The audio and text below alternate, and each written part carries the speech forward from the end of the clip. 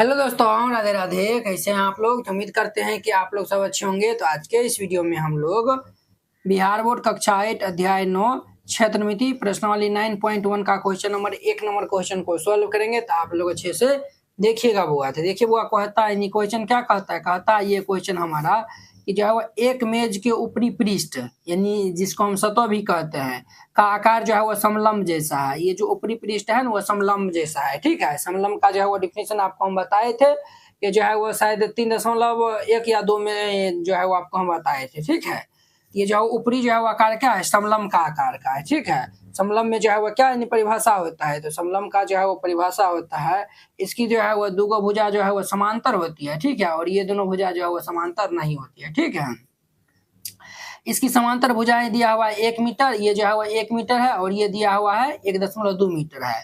तथा इन समांतर भुजाओं के बीच की दूरी अर्थात ये जो है ऊंचाई दिया हुआ है 0.8 मीटर है। तब इसका जो है वो कहता है क्षेत्रफल जो है वह ज्ञात करना है। ठीक है, तो चलिए हम इनको जो है वो हल करते हैं। आप लोग अच्छे से देखिएगा। तो यहाँ पे जो है वो हल दे दीजिए और फिर जाके इसको जो है वो हल करिएगा।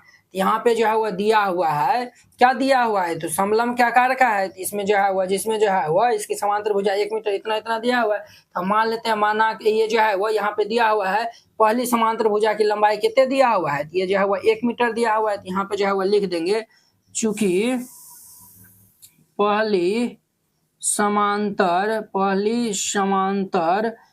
समांतर भुजा की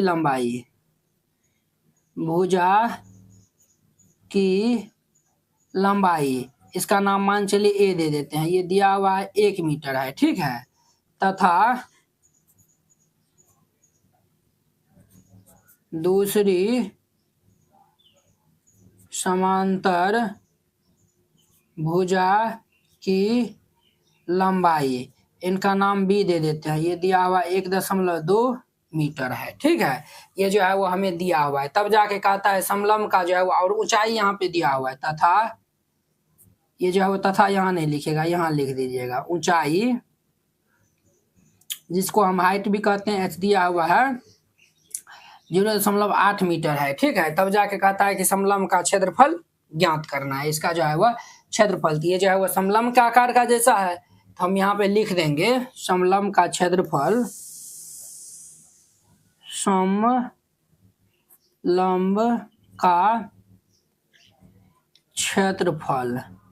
समलंब का क्षेत्रफल क्या होता है, ये होता है 1/2 गुने समांतर भुजाओं का जो है वह योग।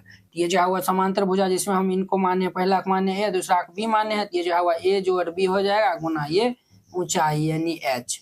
1/2 ए दिया हुआ 1 जोड़ ये 1.2 गुना ये 0.8। तो इसको जोड़ देंगे तो 1 गुना इसको जोड़ देंगे तो 2.2 गुना 0.8 हो जाएगा। तो इसको हम काट देंगे तो ये 1.1 हो जाएगा।